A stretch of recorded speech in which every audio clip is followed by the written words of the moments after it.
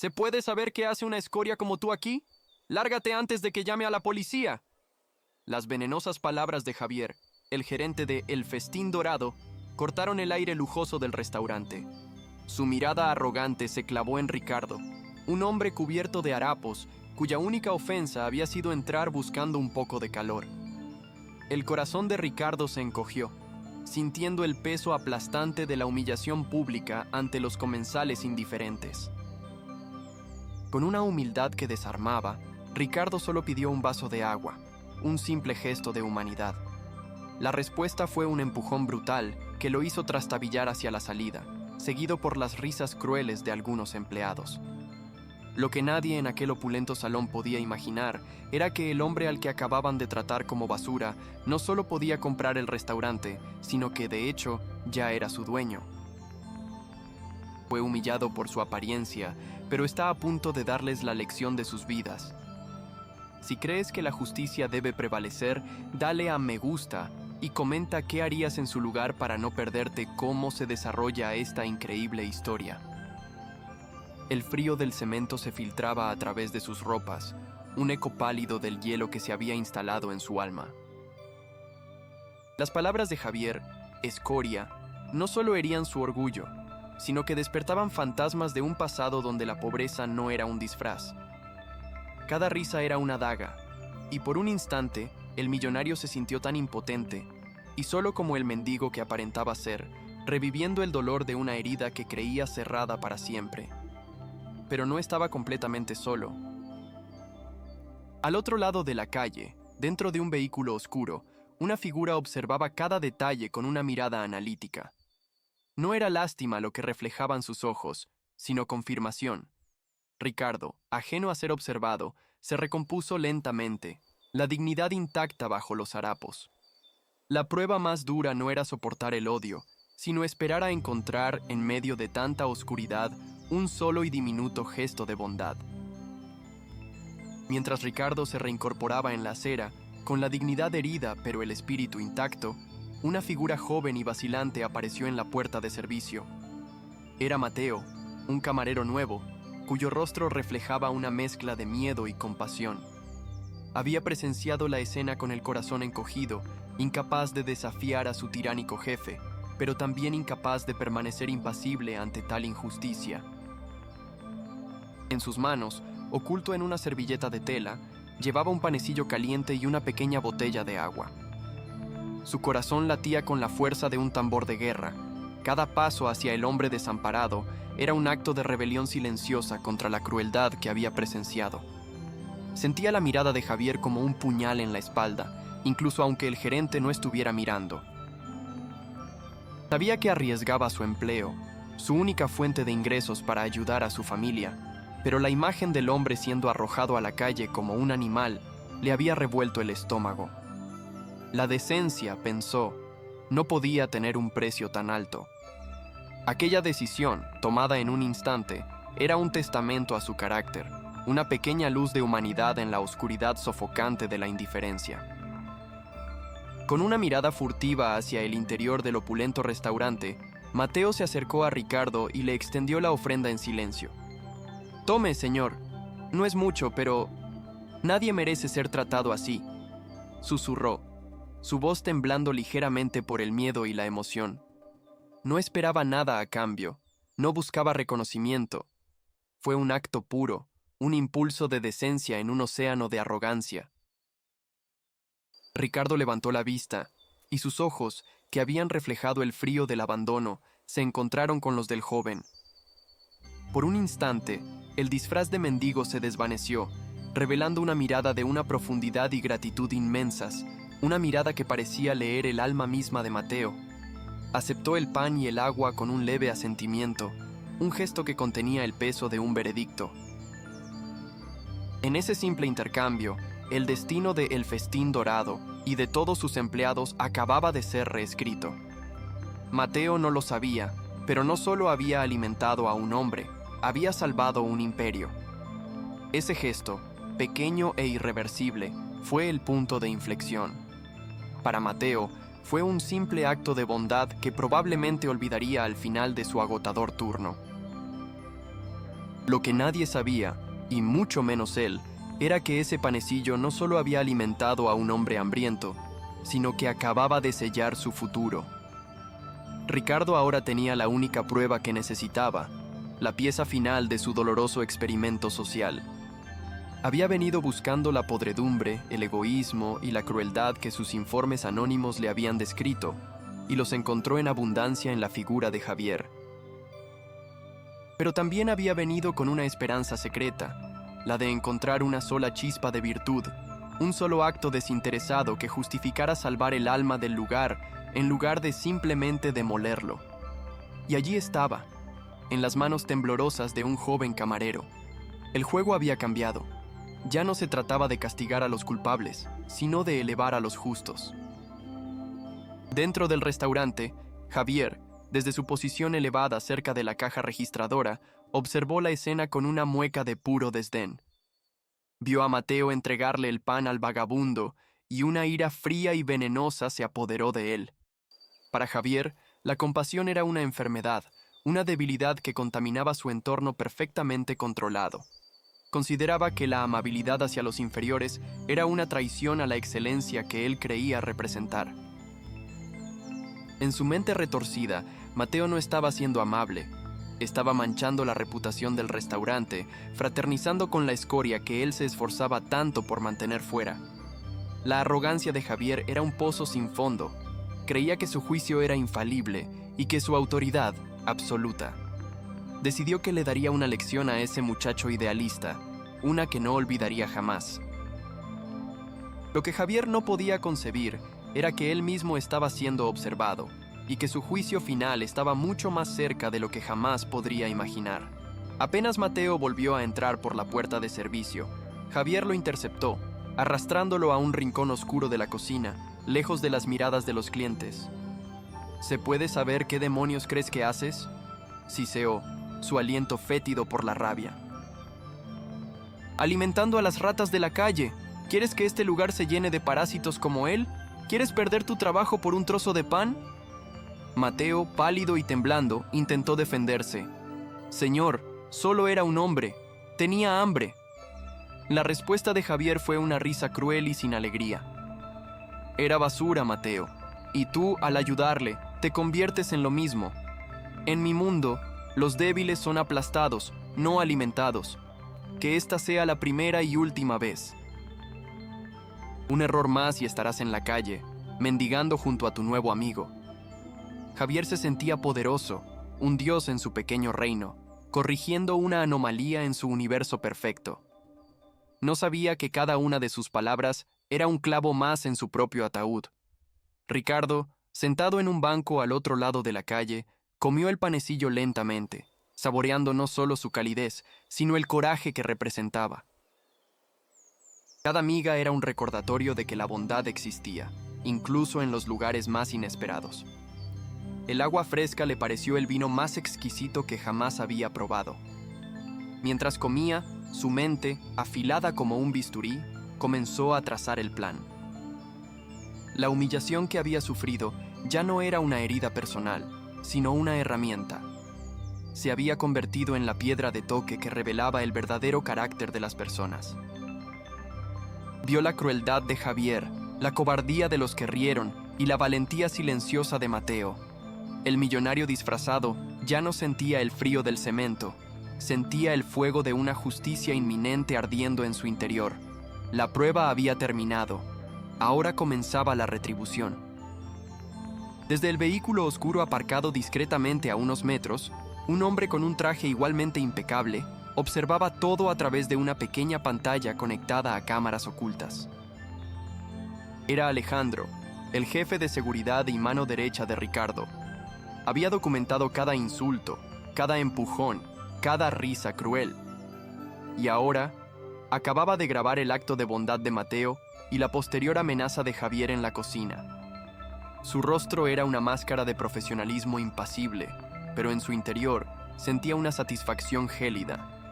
Conocía a Ricardo desde hacía décadas, desde antes de que la fortuna lo encontrara. Sabía que la prueba no era un capricho, sino una necesidad profunda de su jefe para entender el mundo que ahora gobernaba. Alejandro apagó la pantalla. Tenía todo lo que necesitaban. El veredicto estaba listo para ser ejecutado, y él sería el encargado de asegurar que la sentencia se cumpliera sin piedad ni demora. La tarde avanzó y la tensión dentro de El Festín Dorado era palpable. Javier, envalentonado por su reprimenda a Mateo, patrullaba el salón como un general inspeccionando sus tropas. Su crueldad, lejos de disminuir, parecía haberse intensificado. Humilló a una camarera por un error minúsculo en un pedido, haciendo que se le llenaran los ojos de lágrimas frente a los clientes. Se quejó en voz alta del trabajo de un cocinero, arrojando un plato perfectamente bueno a la basura, con un gesto dramático de disgusto. Se sentía invencible, el rey absoluto de su castillo de cristal y manteles blancos. Su ego se inflaba con cada acto de tiranía, ciego a la tormenta que se estaba gestando justo al otro lado de sus puertas. Creía estar forjando un equipo de élite a través del miedo, pero en realidad solo estaba cavando su propia fosa con una cuchara de plata. Mientras tanto, Mateo trabajaba con el corazón en un puño. La amenaza de Javier resonaba en sus oídos, y el miedo a perder su empleo lo paralizaba. Cada vez que pasaba cerca del gerente, sentía un escalofrío. Sin embargo, en el fondo de su ansiedad, una extraña sensación de paz se había instalado. A pesar del riesgo, no se arrepentía de lo que había hecho. Sabía que había actuado correctamente, que había elegido la humanidad por encima de la conveniencia. Esa certeza moral era un escudo frágil pero firme contra el veneno de Javier. Se concentró en su trabajo, atendiendo a los clientes con una amabilidad genuina que contrastaba brutalmente con la atmósfera tóxica que su jefe creaba. Sin saberlo, su integridad estaba siendo su salvación, una luz que brillaba con más fuerza en la creciente oscuridad del restaurante. El destino ya había tomado nota de su valor. Ricardo, habiendo terminado su humilde comida, se levantó del banco. La figura encorvada y derrotada del mendigo había desaparecido, reemplazada por una postura erguida y una determinación de acero. Ya no veía el restaurante como una simple inversión, un número más en su vasto portafolio. Ahora era un campo de batalla moral. Era un lugar que debía ser purgado, limpiado y reconstruido sobre una nueva base, la dignidad. Sacó un teléfono desechable de su bolsillo y marcó un único número. Cuando Alejandro contestó, la voz de Ricardo era tranquila, pero cargada de una autoridad absoluta. Prepara todo para mañana a las 12. Quiero a los abogados, a recursos humanos y a la prensa. Es hora de que el dueño haga una visita oficial. La llamada duró menos de 30 segundos, pero en ese breve lapso, el futuro de docenas de personas quedó sellado irrevocablemente. Al otro lado de la línea, Alejandro simplemente respondió: «Entendido, señor». Colgó y comenzó a ejecutar las órdenes con una eficiencia letal. Los engranajes de un poder inmenso se pusieron en movimiento, silenciosos pero imparables. Se enviaron correos electrónicos cifrados, se programaron reuniones urgentes y se alertó a un selecto grupo de periodistas de confianza sobre un evento corporativo de gran impacto. Todo se hizo con la discreción de una operación militar. El imperio de Ricardo se movía con la precisión de un reloj suizo, preparándose para converger en un único punto: El Festín Dorado. Javier y sus secuaces dormían esa noche creyéndose los amos del universo, completamente ajenos a que el día de su juicio final ya estaba marcado en el calendario. Ricardo pasó el resto de la tarde caminando por la ciudad, no como un millonario, sino como el hombre que una vez fue, invisible, anónimo, uno más entre la multitud. El experimento le había recordado una verdad que el lujo y el poder a menudo ocultan: que el verdadero valor de una persona no reside en su cuenta bancaria, sino en cómo trata a aquellos de los que no puede obtener nada. La humillación había sido dolorosa, un eco de viejas heridas que creía sanadas, pero también había sido un regalo. Le había permitido ver con una claridad cristalina. Le había mostrado la cara del mal en la sonrisa burlona de un gerente y la cara del bien en el gesto temeroso de un joven camarero. El sol comenzó a ponerse, tiñendo el cielo de naranja y púrpura, y Ricardo sintió una calma profunda. Sabía exactamente lo que tenía que hacer. La lección que estaba a punto de impartir no sería solo para Javier, sino para todos los que creían que la riqueza les daba el derecho a pisotear a los demás. A medida que la noche caía sobre la ciudad, una sensación de finalidad se apoderó del ambiente. Dentro del restaurante, el turno terminaba. Mateo se fue a casa, agotado pero con la conciencia tranquila. Javier cerró la caja, contando el dinero con una sonrisa codiciosa, ya fantaseando con el bono que recibiría por las ganancias récord, ganancias construidas sobre el miedo y la miseria de sus empleados. No podía saber que ese sería el último dinero que contaría en ese lugar. En la calle, Ricardo observó cómo las luces de El Festín Dorado se apagaban una a una, como estrellas muriendo en el cielo. La oscuridad que envolvía el edificio era un presagio de la purga que vendría con el amanecer. El tablero de ajedrez estaba listo. Las piezas estaban en su lugar. Lo que nadie allí imaginaba era que el peón que habían despreciado estaba a punto de dar jaque mate al rey. El rostro de Javier, que había transitado del servilismo obsequioso al pánico más abyecto, experimentó una tercera y aterradora transformación. El miedo se evaporó, reemplazado por una máscara de pura malicia, una rabia venenosa que brotó desde lo más profundo de su ser corrupto. Se negó a ser la víctima. Se negó a caer. En su mente retorcida, la única salida no era la rendición, sino la aniquilación total de su adversario. Enderezó la espalda y una sonrisa torcida, desprovista de cualquier calidez, se dibujó en sus labios. Pensó para sus adentros con una claridad helada: si me hundo, te arrastraré conmigo al infierno. Aquel pensamiento no fue una simple ráfaga de ira, sino un juramento, un plan de batalla que se formó en el lapso de un latido. Iba a convertir la victoria de Ricardo en cenizas. Iba a usar la misma audiencia que ahora lo aclamaba para lapidarlo públicamente. La humillación que acababa de sufrir no sería su final, sino el combustible para un último y devastador acto de crueldad. Con una teatralidad calculada, Javier soltó una carcajada sonora y amarga que resonó en el tenso silencio del salón. Todos los ojos, que habían estado fijos en Ricardo con una mezcla de asombro y respeto, se giraron hacia él. «Dueño, este hombre», exclamó, su voz goteando un sarcasmo espeso como el veneno. «No se dejen engañar por un traje caro y un coche de lujo.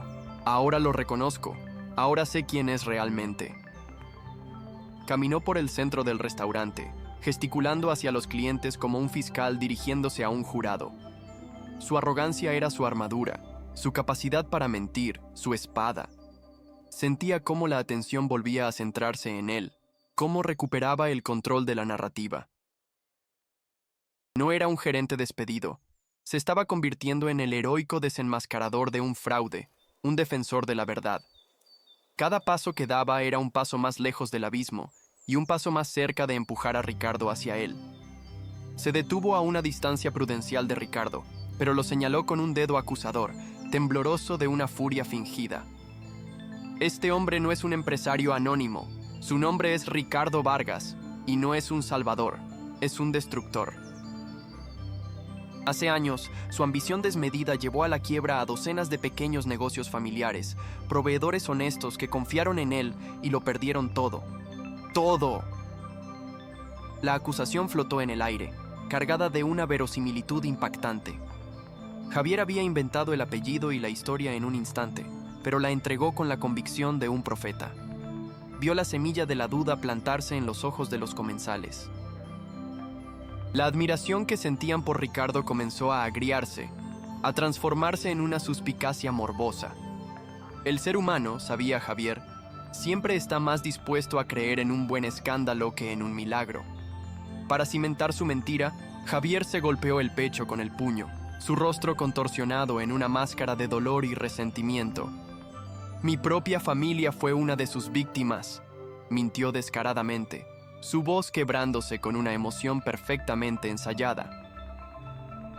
«Tuvimos que vender nuestra casa, perdimos nuestros ahorros, todo porque Este buitre corporativo decidió que sus beneficios valían más que nuestras vidas. Y ahora viene aquí, disfrazado de mendigo, para jugar un juego sádico. ¿Quiere ver cómo se sienten los desamparados? Él es el arquitecto de la miseria de la que ahora se burla. La mentira era una obra maestra de la manipulación, una daga envenenada dirigida directamente al corazón de la autoridad moral de Ricardo. Ya no era un dueño justo impartiendo una lección. A los ojos de la multitud, se estaba convirtiendo en un hipócrita monstruoso. El ambiente en El Festín Dorado cambió drásticamente. Los murmullos se extendieron como un incendio en hierba seca. Las miradas que antes eran de admiración hacia Ricardo se volvieron frías, inquisidoras. La gente, siempre ávida de drama, comenzó a dudar. ¿Y si el gerente tenía razón? ¿Y si este millonario era solo un actor en una obra perversa de su propia creación? La pasividad de la multitud se convirtió en una forma de complicidad con el verdugo. Nadie intervino, nadie defendió a Ricardo. Simplemente observaban, esperando ver cómo el héroe del momento se desmoronaba, casi deseándolo. La naturaleza humana, en su faceta más voluble y cruel, estaba en plena exhibición. Javier sintió este cambio de marea y su confianza se disparó. Estaba ganando. Estaba destruyendo a Ricardo frente a todos. Ricardo sintió el impacto de la calumnia como un golpe físico. Por un momento, el mundo pareció desmoronarse a su alrededor. Vio los rostros de los clientes, las mismas personas que momentos antes parecían celebrar su justicia. Ahora lo miraban como si fuera un monstruo. La sensación de impotencia fue abrumadora, un eco helado de la humillación que había sentido el día anterior en la acera. Estaba siendo juzgado y condenado de nuevo, no por sus harapos, sino por una mentira tan bien construida que parecía más real que la verdad. En su interior, una batalla se libraba. La ira le pedía a gritos que destrozara a Javier, que expusiera su engaño con la misma brutalidad. Pero otra parte, la parte que había aprendido la lección de la humildad, le decía que esperara. Sabía que reaccionar con rabia solo daría credibilidad a las acusaciones. Javier, al ver la conmoción en el rostro de Ricardo, avanzó para dar el golpe de gracia. Se plantó frente a él, su aliento fétido por la bilis de su odio. «¿Qué pasa, Vargas? ¿Te comió la lengua el gato?», se burló en voz alta para que todos lo oyeran. «No tienes pruebas de que eres el dueño. Eres un farsante, un impostor que ha venido a atormentar a gente trabajadora». Se giró hacia el personal, que estaba paralizado por la confusión y el miedo. «Nadie se mueva. Nadie obedezca a este hombre. Llamen a seguridad. Quiero que lo saquen de mi restaurante ahora mismo». Intentaba reafirmar su poder, crear una insurrección basada en su mentira, esperando que el caos y la duda le permitieran retomar el control. Por un instante, pareció que podría funcionar. El personal vaciló, mirando de Javier a Ricardo, sin saber a quién creer. La humillación de Ricardo era ahora completa, quizás incluso más profunda que la del día anterior. Entonces, fue despreciado por ser un don nadie. Ahora, era despreciado por ser supuestamente alguien terrible. Su carácter, su integridad, todo su propósito al realizar la prueba, estaba siendo arrastrado por el fango. Javier lo había despojado de su autoridad moral y lo había dejado desnudo ante un jurado hostil. El silencio de Ricardo, su aparente incapacidad para defenderse, fue interpretado por muchos como una admisión de culpa. La dignidad que había recuperado con su entrada triunfal parecía haberse hecho añicos contra la roca de la calumnia de Javier. Todo parecía perdido. El bien, por un momento, parecía estar perdiendo la batalla contra una mentira gritada con suficiente fuerza. Mateo observaba desde la distancia, con el corazón encogido. A diferencia de los demás, él no dudó ni por un segundo. Había visto la verdadera naturaleza de ambos hombres. Vio la bondad en los ojos del mendigo y la crueldad en el alma del gerente. Sabía, con una certeza que desafiaba toda lógica, que Javier estaba mintiendo. El miedo que sentía no era por su propio futuro, sino por Ricardo. Le dolía ver a un hombre bueno siendo difamado de una manera tan vil. Quería gritar, defenderlo, pero las palabras no le salían. Se sentía pequeño e impotente en medio de aquel circo de odio. Una vez más, un espectador silencioso de una terrible injusticia. Su fe era lo único que le quedaba, una pequeña llama de lealtad en medio de un huracán de traición.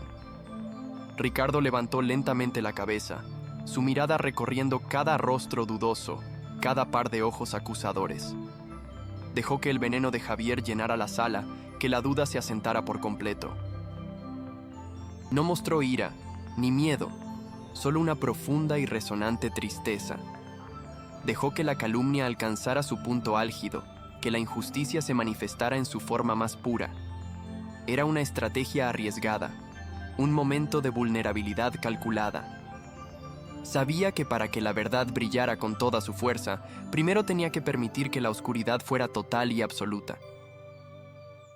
Dejó que Javier se regodeara en su aparente victoria, que se creyera el rey indiscutible de su montaña de mentiras. Javier sonrió con suficiencia, una mueca de triunfo absoluto. Había hecho lo imposible. Había revertido una ejecución pública y la había convertido en su propia coronación. Se sentía invencible, un maestro de la manipulación. En su mente, ya estaba planeando cómo despediría no solo a Mateo, sino a cualquiera que hubiera mostrado la más mínima vacilación en apoyarlo. Había recuperado su restaurante, su poder, su estatus. Miró a Ricardo con un desprecio supremo, viéndolo no como una amenaza, sino como un insecto que acababa de aplastar bajo su zapato. Aquel fue el error que sellaría su destino, la arrogancia final que precedería a su verdadera y definitiva caída. Justo cuando Javier se disponía a gritar de nuevo la orden de «échenlo», la imponente puerta de cristal del restaurante se abrió una vez más. El bullicio cesó de inmediato. Un hombre alto, vestido con un traje oscuro y con un maletín de cuero en la mano, entró en el local. Su presencia emanaba una autoridad fría y profesional que silenció la sala al instante. Era Alejandro, el jefe de seguridad y asesor legal de Ricardo. Caminó con paso firme y decidido, sin mirar a nadie más que a su jefe, y luego, con una lentitud deliberada, giró su mirada gélida hacia Javier. No dijo una palabra, pero su expresión lo decía todo. El juego había terminado. Alejandro se detuvo junto a Ricardo y abrió su maletín sobre la mesa más cercana con un chasquido seco que resonó como un disparo en el silencio sepulcral. Dentro, perfectamente ordenados, había una serie de documentos legales con sellos y firmas oficiales. «Señor gerente», comenzó Alejandro, su voz tranquila pero cortante como el filo de una navaja. «Ha cometido usted 2 errores muy graves hoy. El primero fue calumniar al señor Ricardo Montes, único propietario de esta y otras 50 empresas. El segundo, y mucho más estúpido, fue creer que vendría solo». La sonrisa de Javier se congeló en su rostro, convirtiéndose en una mueca grotesca de terror al comprender que no había luchado contra un hombre, sino contra un imperio. El aire del restaurante se cargó de una electricidad palpable. La duda en los rostros de los comensales se transformó en una anticipación voraz. Se dieron cuenta de que no habían presenciado el final de la historia, sino solo el clímax de un acto. La verdadera revelación, la justicia final e implacable, estaba a punto de ser ejecutada. Ricardo, que había permanecido en silencio, finalmente miró a Javier, y en sus ojos ya no había tristeza, sino la calma de una tormenta a punto de desatarse. Lo que nadie en aquel salón podía imaginar era que los documentos que Alejandro traía no solo probaban la propiedad de Ricardo, sino que también contenían la prueba irrefutable de cada uno de los crímenes y abusos que Javier había cometido en la sombra. La humillación final no sería para Ricardo. La sonrisa de Javier se resquebrajó, como un fino cristal golpeado por un martillo. La figura de Alejandro, impasible y fría como un iceberg, era un presagio de una catástrofe que su mente arrogante se negaba a procesar. Sintió un sudor helado recorrer su espalda mientras Alejandro, con la precisión de un cirujano, extraía el primer documento del maletín. No era un papel cualquiera, era la escritura de propiedad, un pergamino sellado con el peso de la ley. cuyo cada letra parecía forjada en hierro para aplastar la frágil mentira de Javier. Alejandro lo deslizó sobre la mesa de caoba pulida, con la punta de los dedos, como si presentara una evidencia irrefutable ante un tribunal. «Aquí tiene el acta de compra», dijo Alejandro, su voz un murmullo letal que cortó el aire. «Firmada hace 3 meses. El señor Ricardo Montes no es el nuevo propietario. Ha sido su jefe en la sombra durante 93 días. 93 días en los que cada una de sus acciones ha sido meticulosamente observada y registrada». La palabra registrada cayó sobre Javier con el peso de una losa de granito, robándole el aire de los pulmones. El terror, puro y paralizante, se apoderó de Javier. Su mente, que momentos antes urdía mentiras con una velocidad vertiginosa, ahora era un caos de pánico. ¿Observado? ¿Registrado? La idea era tan monstruosa, tan inconcebible, que por un instante pensó que era otra treta, un farol. Pero la mirada de Alejandro no contenía ni una pizca de engaño, solo una certeza fría y profesional. El gerente miró a su alrededor, buscando apoyo en los rostros de los empleados y clientes, pero solo encontró una mezcla de miedo, confusión y una incipiente y morbosa curiosidad. Estaba solo, completamente solo. Ricardo no movió un músculo, su rostro era una máscara de serenidad judicial, permitiendo que su ejecutor presentara el caso. Sabía que la verdad, cuando es completa, no necesita ser gritada. Se despliega con su propio peso, aplastando todo a su paso. La semilla de la duda que Javier había plantado en la multitud ahora moría, y en su lugar comenzaba a germinar la terrible flor de la justicia. Alejandro extrajo un segundo objeto de su maletín, una tableta delgada y moderna. La encendió con un simple toque, y la pantalla cobró vida, mostrando una interfaz llena de carpetas y archivos. La calumnia sobre la familia del señor Montes, afirmando que su apellido es Vargas, fue una improvisación impresionante, señor gerente, digna de un actor mediocre, continuó Alejandro, su tono ahora teñido de un desprecio apenas disimulado. Pero la verdad es mucho menos dramática y bastante más sórdida. El señor Montes no ha destruido familias. Usted, sin embargo, parece haberse especializado en destruir la dignidad de sus empleados, día tras día. Con un movimiento de su dedo, abrió una carpeta titulada Informe de Conducta, Javier Ortiz. El verdadero nombre de Javier resonó en la sala, despojándolo de la última capa de su falsa identidad. La audiencia contuvo el aliento, comprendiendo que el juicio público que habían venido a presenciar apenas estaba comenzando y que el acusado no era quien pensaban. La primera prueba fue devastadora. Alejandro pulsó un archivo de vídeo. En la pantalla, con una claridad cristalina, apareció la imagen de una joven camarera, Ana, temblando mientras Javier la reprendía con una crueldad sádica por haber derramado accidentalmente unas gotas de vino. La grabación, captada por una microcámara oculta en un adorno de la pared, incluía el audio. La voz de Javier, sibilante y venenosa, llenó el restaurante. ¿Eres estúpida o simplemente inútil? Este vino cuesta más que tu miserable sueldo de un día. Limítalo con la lengua si es necesario, pero no quiero ver ni una mancha. En el salón, la verdadera Ana, que estaba presenciando la escena, se llevó una mano a la boca, sus ojos llenándose de lágrimas al revivir la humillación. Otros empleados asintieron en silencio, sus rostros una mezcla de validación y miedo. La mentira de Javier se desmoronaba no con argumentos, sino con la cruda y vergonzosa realidad de sus propios actos.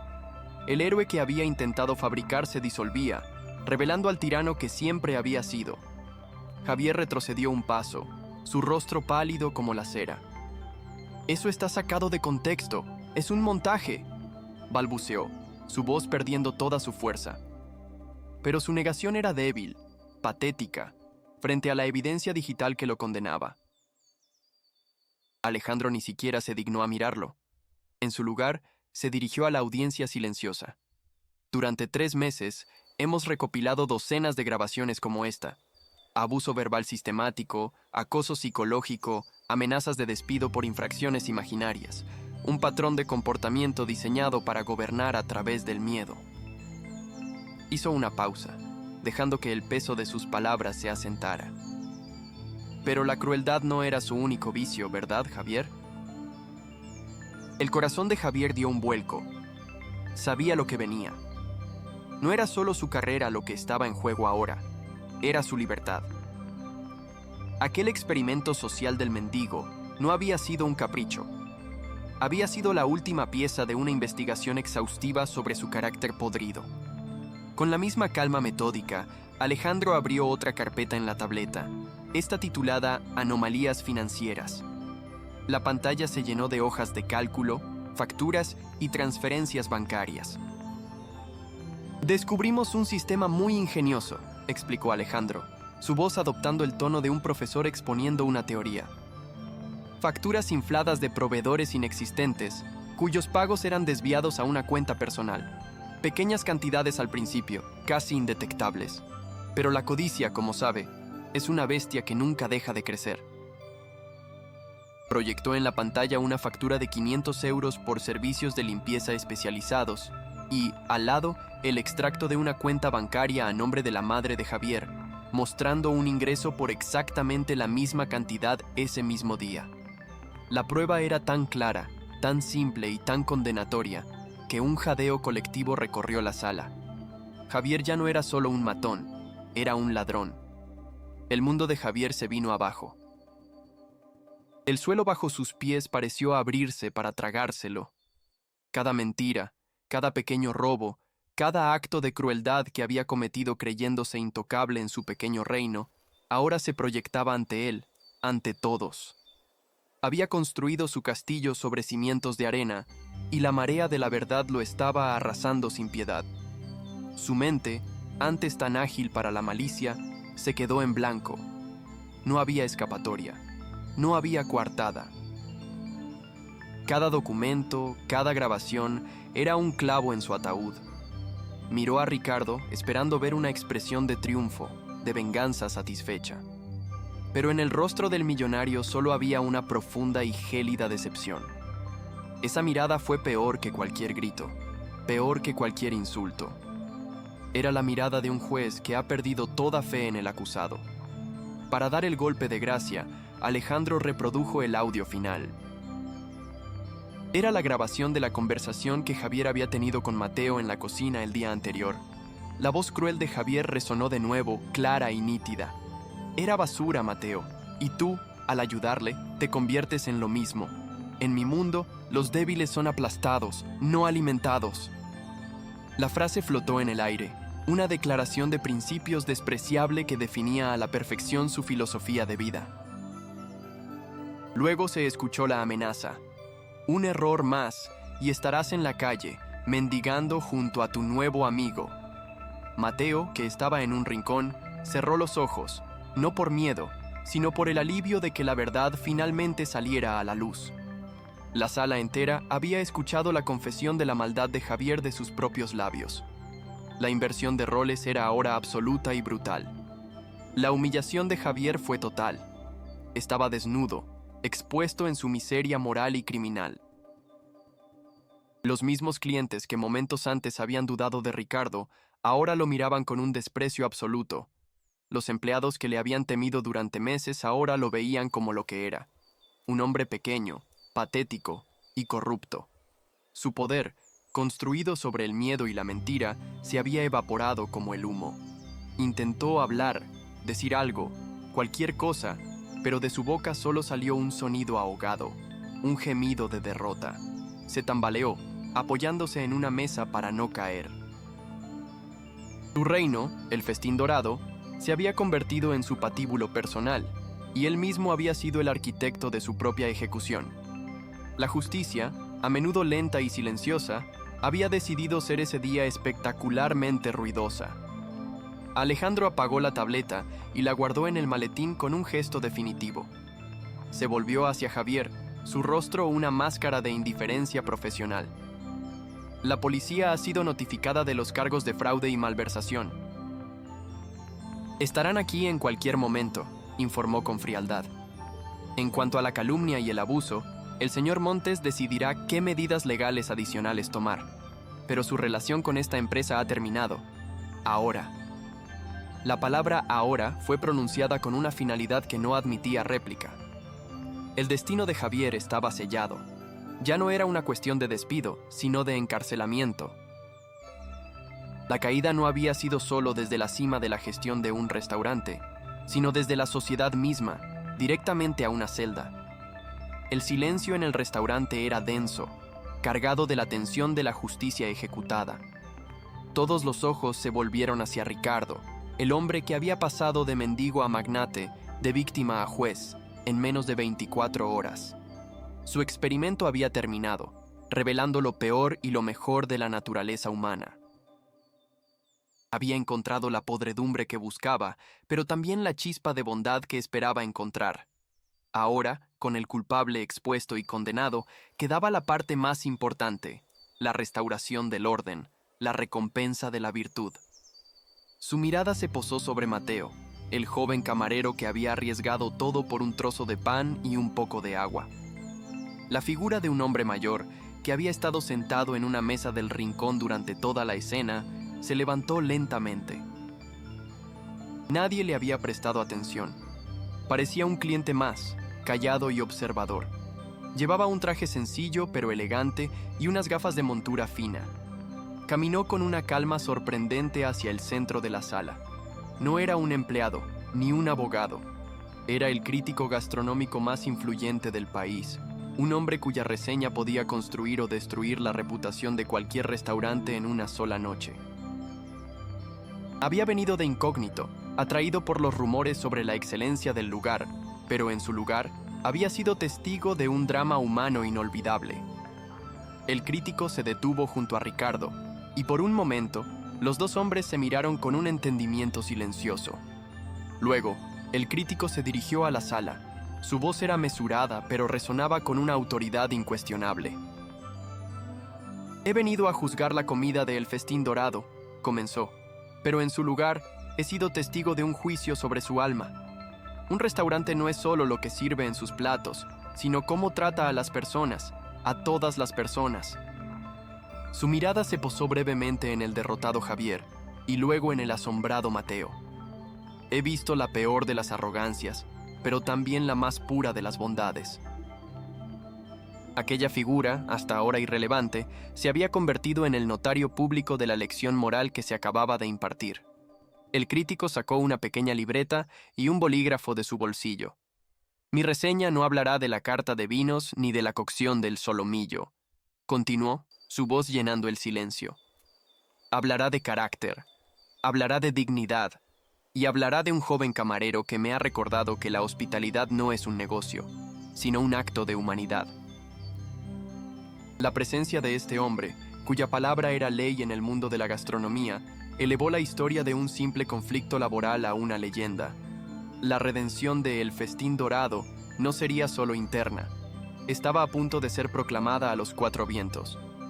La semilla de la bondad de Mateo estaba a punto de dar una cosecha que nadie, y mucho menos él, podría haber imaginado jamás. Ricardo observó al crítico con un leve asentimiento de respeto. No había planeado esto. La presencia del crítico era una variable inesperada, un regalo del destino que amplificaba el impacto de su lección de una manera que ni él mismo podría haber orquestado. Era la prueba final de que hacer lo correcto, aunque fuera en secreto, acaba generando ondas que se expanden mucho más allá de lo que uno puede ver. La justicia no solo estaba siendo servida, estaba siendo grabada en la historia culinaria de la ciudad. El futuro del restaurante, que momentos antes pendía de un hilo, ahora parecía más brillante que nunca. La tensión en la sala comenzó a disiparse, reemplazada por una sensación de asombro y catarsis. El mal había sido purgado de una manera tan pública y definitiva que no dejaba lugar a dudas. La victoria del bien era absoluta. Javier, olvidado en su rincón de miseria, ya solo era un fantasma, una nota a pie de página en la nueva historia que estaba a punto de escribirse. Lo que nadie sabía aún era que la recompensa para Mateo no sería solo un nuevo cargo. Con la bendición del crítico más importante del país y la guía de un dueño justo, estaba a punto de heredar no solo un restaurante, sino un legado. La verdadera confrontación había terminado. Ahora comenzaba la era de la reconstrucción. Al día siguiente, a la hora punta del almuerzo, cuando el sol bañaba de oro los cristales de El Festín Dorado, un coche de una negrura tan profunda que parecía absorber la luz se detuvo con un silencio majestuoso frente a la entrada. Un chófer de uniforme inmaculado descendió y abrió la puerta trasera con una reverencia. De la sombra del vehículo emergió Ricardo. La transformación era tan absoluta que desafiaba la credulidad. El mendigo de ayer había sido reemplazado por un magnate cuya presencia misma era una declaración de poder. Vestía un traje italiano de un azul medianoche, cortado con una precisión que parecía esculpido sobre su cuerpo. Su rostro, ahora perfectamente afeitado, revelaba unos rasgos afilados y una mandíbula firme, y en sus ojos ya no había súplica, sino una determinación gélida, la calma de un depredador que ha acorralado a su presa. Caminó hacia la entrada no como un cliente, sino como un conquistador que regresa para inspeccionar el territorio ganado, cada paso resonando con una autoridad silenciosa e inquebrantable que hizo que las conversaciones en el interior del restaurante murieran en un susurro colectivo. Javier, que supervisaba el salón con su habitual aire de superioridad, vio el coche de lujo y la figura imponente que de él descendía, y su instinto de parásito se activó de inmediato. La arrogancia que mostraba a sus inferiores se transmutó en una servidumbre untuosa y repulsiva. Corrió hacia la puerta, su cuerpo contorsionado en una reverencia antes incluso de que Ricardo hubiera cruzado el umbral. Su sonrisa, la misma que el día anterior había sido un arma de crueldad, era ahora una máscara de obsequiosidad patética. Bienvenido, bienvenido a El Festín Dorado, señor. Es un honor tenerle con nosotros. ¿Tiene una reserva a su nombre?, preguntó con una voz melosa, frotándose las manos con anticipación. El resto del personal observaba la escena con una mezcla de asombro y una vaga, inquietante sensación de familiaridad. Reconocían los ojos del hombre, pero sus cerebros se negaban a hacer la conexión imposible entre aquel príncipe de las finanzas y el despojo humano que habían visto expulsar a patadas. Ricardo ignoró por completo la pregunta de Javier. Pasó a su lado como si fuera una pieza de mobiliario y comenzó a caminar lentamente por el centro del lujoso salón. Su silencio era un arma psicológica de una potencia devastadora. Cada paso que daba aumentaba la tensión hasta un punto casi insoportable. Los clientes dejaron de comer. Los camareros se quedaron paralizados con las bandejas en la mano. El único sonido era el de sus zapatos de cuero italiano sobre el mármol pulido, un ritmo fúnebre que marcaba el final de una era. Su mirada recorrió cada rincón, cada mesa, cada rostro, como si estuviera memorizando la escena del crimen antes de dictar sentencia. Finalmente, tras lo que pareció una eternidad, se detuvo. Se giró lentamente y sus ojos se clavaron en Javier, que lo había seguido como un perro faldero, con una expresión de confusa ansiedad. La sonrisa servil del gerente comenzaba a flaquear, intuyendo que algo estaba terriblemente mal. «No necesito una reserva», dijo Ricardo finalmente. Su voz no era alta, pero poseía una resonancia que llenó cada rincón del restaurante, silenciando hasta el último murmullo. Era una voz calmada, implacable, la voz de un hombre que no ha necesitado alzarla en años porque su poder habla por él. Se acercó un paso más a Javier, invadiendo su espacio personal, forzándolo a retroceder. Ayer, en este mismo lugar, usted me negó un vaso de agua. La frase cayó en el silencio como una piedra en un lago helado, creando ondas de choque que recorrieron la sala. La sangre abandonó el rostro de Javier, dejándolo con la palidez de un cadáver. Sus ojos se abrieron desmesuradamente mientras su cerebro luchaba por procesar lo imposible. El mendigo, el traje, el coche. Las piezas del rompecabezas comenzaron a encajar en su mente con la violencia de un accidente de tren. Ricardo hizo una pausa dramática, saboreando el terror que florecía en los ojos de su verdugo. Hoy, continuó, su voz bajando a un susurro gélido, he venido a recordarle que no solo soy el dueño de toda el agua de este edificio, sino también de su contrato de trabajo. La revelación explotó en el restaurante como una bomba de neutrones, aniquilando la realidad conocida y dejando un vacío de puro asombro. El rostro de Javier pasó por una grotesca sucesión de emociones en apenas unos segundos. La negación, la incredulidad, el pánico y finalmente un terror abyecto y sin fondo. Usted no puede ser, balbuceó, su voz un graznido ahogado. El nuevo propietario, el señor Montes. El nombre salió de sus labios como una blasfemia, la confirmación de su propia condena. Se tambaleó hacia atrás, sus piernas perdiendo toda su fuerza, como si la estructura ósea de su arrogancia se hubiera disuelto de repente. Ricardo lo ignoró, dándole la espalda en un gesto de desprecio supremo, y se dirigió a la audiencia cautiva de empleados y clientes. Ayer vine aquí disfrazado, no por capricho, sino para conocer el alma de mi nuevo negocio. Quería ver qué se escondía detrás de los manteles de lino y la cubertería de plata. Su voz se elevó, resonando con una autoridad moral absoluta. Y lo que encontré fue podredumbre. Encontré una crueldad mezquina, una arrogancia desmedida y un desprecio absoluto por la dignidad humana. Este lugar tiene un nuevo dueño, y les aseguro que a partir de hoy tendrá nuevas reglas y una nueva alma. Con la atención de toda la sala fija en él, en un silencio tan profundo que se podía oír el latido de los corazones, Ricardo se convirtió en el juez, el jurado y el verdugo. Su dedo, firme y acusador, se alzó y señaló directamente a Javier, cuyo cuerpo entero temblaba como una hoja en una tormenta. Usted, dijo Ricardo, y la palabra fue un golpe seco, recogerá sus efectos personales. Está despedido. Hizo una pausa, y su mirada se desvió para señalar a otros 2 miembros del personal, 2 jóvenes camareros que se habían reído a carcajadas durante su humillación el día anterior, y que ahora intentaban hacerse invisibles en un rincón. ¿Y ustedes 2, los que encontraron tan divertido el sufrimiento ajeno, le acompañarán? Están despedidos, inmediatamente. La justicia no fue un proceso, fue un rayo, fulminante, catártico, innegociable. No hubo lugar para súplicas, ni para excusas.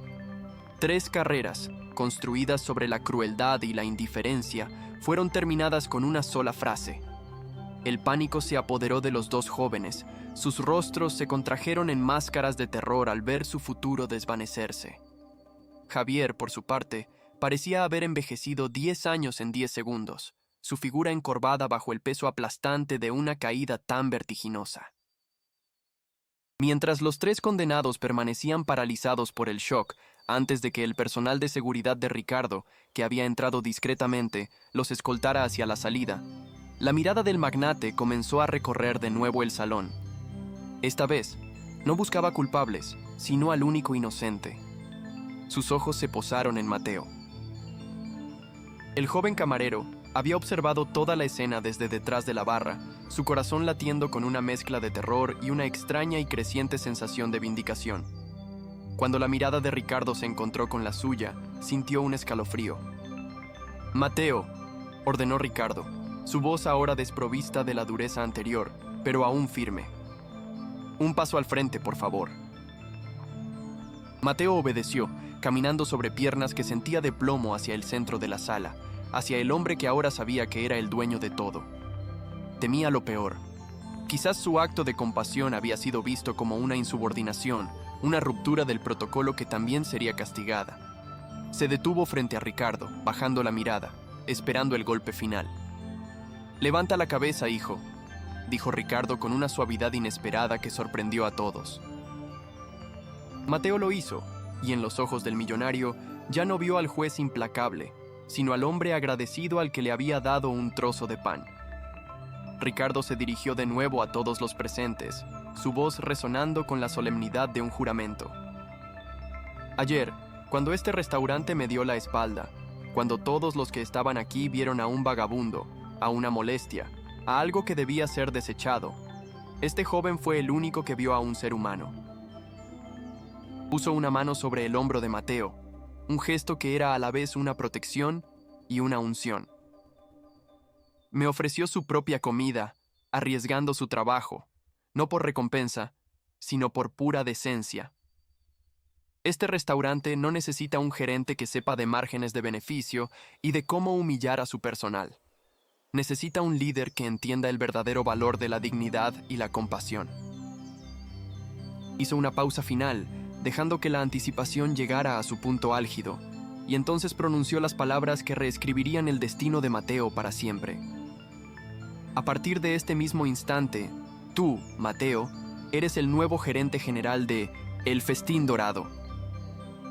La conmoción en la sala fue total, un jadeo colectivo seguido de un silencio atónito. La inversión de poder era tan completa, tan poética, que parecía sacada de un cuento de hadas.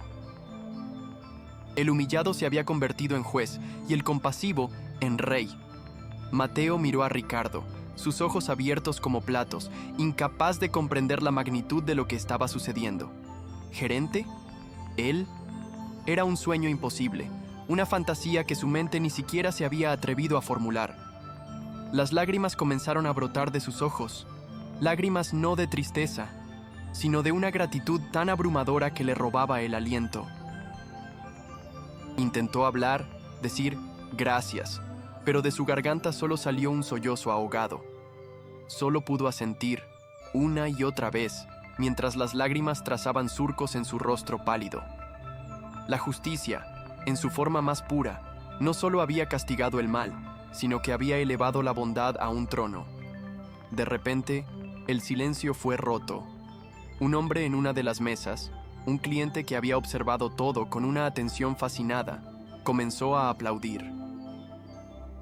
Al principio fue un sonido solitario, pero luego se le unió otro y otro más, hasta que todo el restaurante estalló en un aplauso espontáneo y estruendoso. No aplaudían solo al nuevo gerente, aplaudían la justicia que acababan de presenciar, la catarsis de ver el bien triunfar de una manera tan espectacular y definitiva.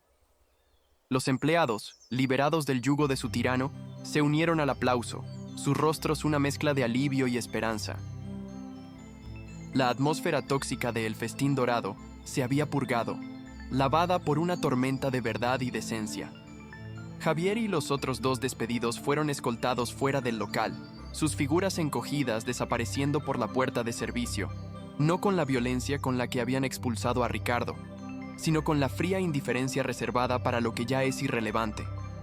Su humillación no fue un empujón, sino el sonido del aplauso que celebraba su caída. Mientras los aplausos continuaban, Ricardo se inclinó hacia Mateo y le susurró al oído para que solo él lo escuchara. El pan que me diste ayer fue la mejor inversión que he hecho en mi vida. No me decepciones. Con esas palabras, le entregó no solo un cargo, sino una misión: reconstruir el restaurante sobre una nueva base de respeto y humanidad. La inversión de estatus era ahora una realidad tangible y permanente. El hombre que había sido tratado como basura ahora gobernaba desde la cima, y el joven que había mostrado una pequeña bondad ahora sostenía las llaves del reino. La justicia no había sido sutil ni ambigua.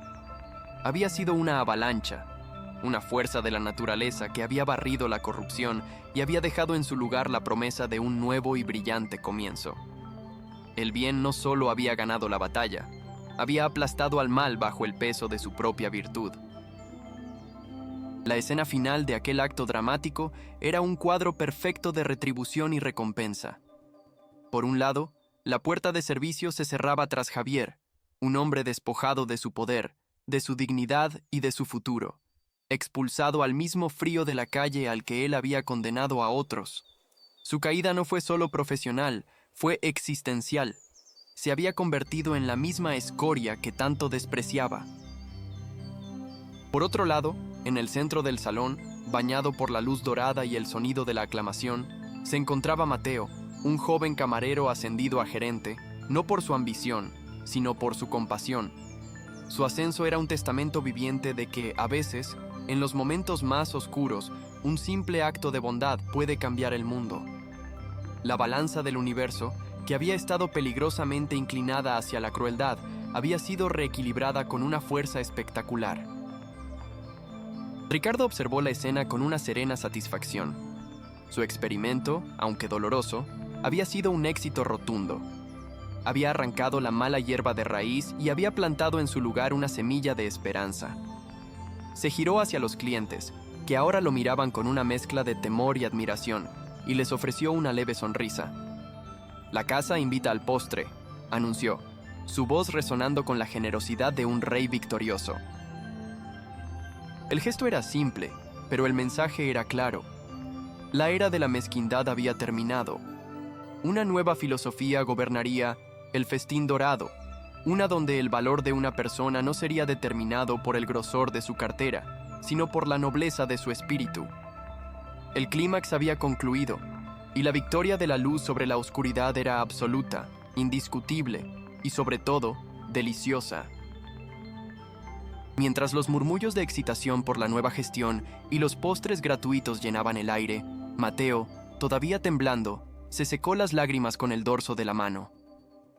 Miró a su alrededor, al restaurante que ahora estaba bajo su cuidado, y por primera vez no vio un lugar de trabajo lleno de miedo, sino un lienzo en blanco lleno de posibilidades.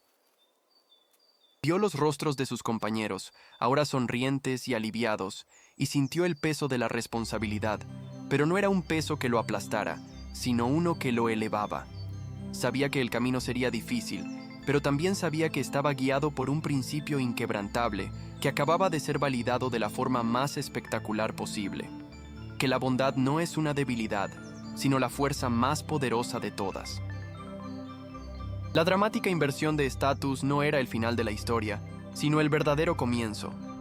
La figura del crítico gastronómico, que había permanecido en silencio en su rincón, cerró su libreta con un chasquido satisfecho. En su rostro se dibujaba una sonrisa enigmática. No había tomado notas sobre la comida, sino sobre el alma. Sabía que la reseña que escribiría no sería como ninguna otra. No hablaría de sabores, sino de valores. Contaría la historia de un rey disfrazado de mendigo, de un tirano derrocado y de un joven de corazón puro que heredó un reino. El festín dorado, bajo la nueva dirección de Mateo y la propiedad de Ricardo, no solo se convertiría en el mejor restaurante de la ciudad por su cocina, sino que se transformaría en una leyenda, un símbolo de que la verdadera excelencia no reside en lo que se sirve, sino en cómo se sirve, y sobre todo, en a quién se sirve. Finalmente, Ricardo se acercó a la puerta. Su trabajo allí había terminado. Antes de salir, se giró una última vez y su mirada se cruzó con la de Mateo a través del salón. No necesitaron palabras. En ese cruce de miradas hubo un pacto, una promesa y un entendimiento profundo.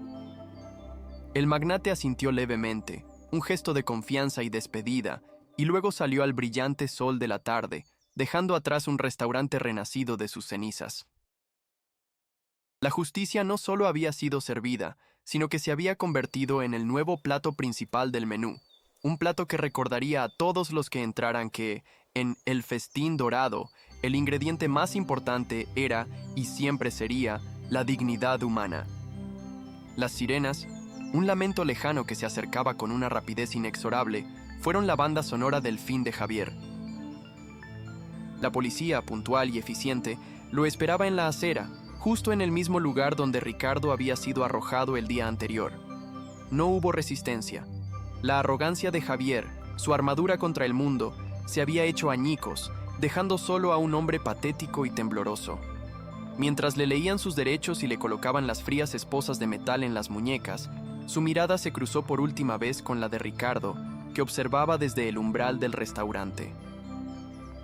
En los ojos de Javier no había arrepentimiento, solo un odio impotente, la rabia de una serpiente pisoteada. Su caída no fue solo un despido, fue un borrado completo. Perdió su trabajo, su reputación y ahora, su libertad.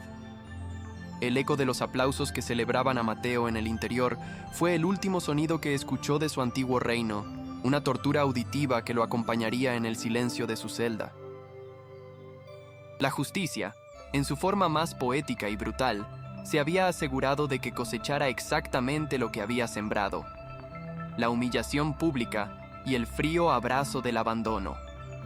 Dentro del restaurante, el ambiente era de una euforia casi sagrada. Ricardo, con una solemnidad que imponía respeto, se acercó a Mateo, quien todavía parecía flotar en una nube de incredulidad. Ante los ojos de todos, Ricardo se quitó el reloj de pulsera, una pieza de relojería suiza cuyo valor superaba el salario anual de cualquier empleado de aquel lugar. No se lo entregó, sino que tomó la muñeca de Mateo y se lo abrochó él mismo. Un líder debe saber manejar el tiempo, dijo con una voz que era a la vez una orden y una bendición. El tuyo empieza ahora. El gesto fue mucho más que un regalo, fue una coronación. Fue la transferencia tangible de poder, un símbolo de que el tiempo de la tiranía había terminado y comenzaba una nueva era de gestión basada en la humanidad. Mateo miró el pesado y elegante reloj en su muñeca y por primera vez sintió el peso real de su nueva responsabilidad. No era el peso del miedo, sino el peso glorioso de la confianza depositada en él. La recompensa de Mateo no se detuvo en lo simbólico. Alejandro, que había permanecido en un discreto segundo plano, se acercó con una carpeta de cuero. «Señor Mateo», dijo con un respeto que el joven nunca había experimentado, «aquí está su nuevo contrato. Su salario se ha quintuplicado, con bonificaciones basadas en el bienestar del personal, no solo en las ganancias. Además, el señor Montes ha creado un fondo de becas para su familia, para asegurar la educación de sus hermanos». Mateo sintió que las piernas le fallaban. El dinero no era solo dinero, era la libertad. Era el fin de las noches de insomnio de su madre preocupada por las facturas. Era la promesa de un futuro brillante para sus hermanos pequeños. Era la prueba irrefutable de que su pequeño acto de bondad, ese panecillo y esa botella de agua, había salvado no solo su propio futuro, sino el de toda su familia. Las lágrimas volvieron a sus ojos, pero esta vez eran de una alegría tan pura y abrumadora que sentía que su corazón iba a estallar. La generosidad de Ricardo era tan vasta como su poder, y Mateo juró en silencio que honraría cada céntimo de esa confianza. El crítico gastronómico, que había observado todo con una sonrisa de sabio, se acercó finalmente. Estrechó la mano de Ricardo y luego la de Mateo. «He visitado miles de restaurantes en mi carrera», dijo, su voz resonando con la autoridad de una leyenda. «He probado platos que eran obras de arte y vinos que sabían a historia, pero nunca, jamás, había presenciado algo tan exquisito como la justicia que se ha servido hoy aquí». Se giró hacia los clientes, que escuchaban con atención reverente. «Mi próxima columna no se titulará El festín dorado, se titulará El festín del alma. Y le contaré al mundo que el mejor plato de esta ciudad no se come con tenedor y cuchillo, sino con el corazón».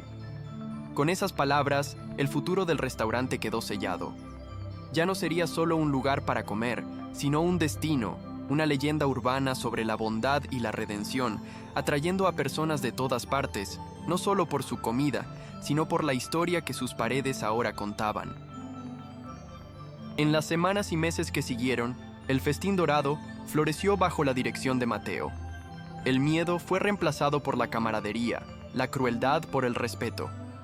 Mateo, guiado por su instinto innato para la decencia, implementó cambios que transformaron el lugar de trabajo. Creó un sistema de apoyo para los empleados, se aseguró de que los horarios fueran justos y de que cada miembro del equipo se sintiera valorado y escuchado. El restaurante no solo mantuvo su estatus de élite, sino que lo superó. El servicio era impecable porque nacía de una genuina felicidad, no de un temor paralizante. La comida parecía saber mejor, impregnada del espíritu positivo que ahora reinaba en la cocina. Mateo no solo gestionaba un negocio, cultivaba una familia. Y Ricardo, desde la distancia, observaba con una profunda satisfacción, sabiendo que su doloroso experimento había dado a luz a algo verdaderamente hermoso y duradero. la historia de Ricardo y Mateo se convirtió en un faro de esperanza en la ciudad. Demostró que la integridad no era una debilidad en el mundo de los negocios, sino la más sólida de las bases. Ricardo, el magnate que se atrevió a caminar en los zapatos de los más vulnerables, fue aclamado no solo como un genio empresarial, sino como un verdadero líder moral.